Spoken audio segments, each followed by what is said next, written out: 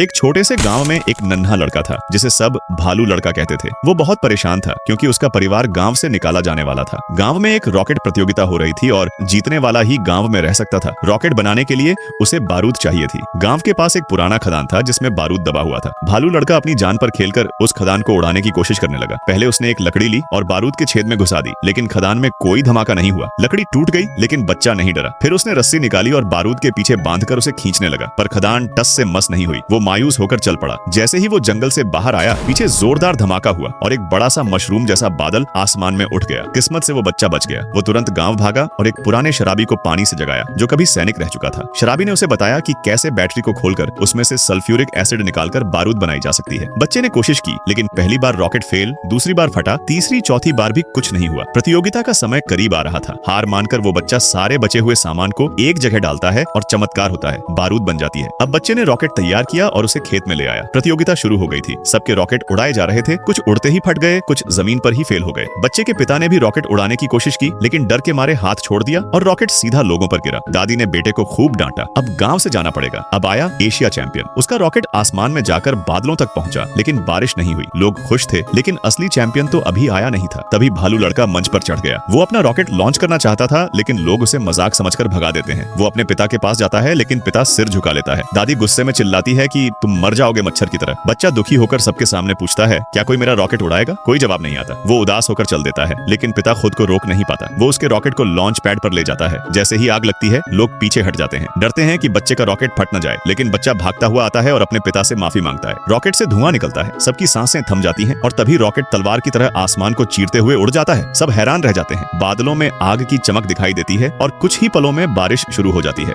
गांव के लोग चौंक जाते हैं। एक छोटा बच्चा गांव में बारिश ले आया। सब दौड़कर बच्चे और उसके पिता को घेर लेते हैं। आखिरकार उस बच्चे का परिवार गांव में कबूल कर लिया जाता है।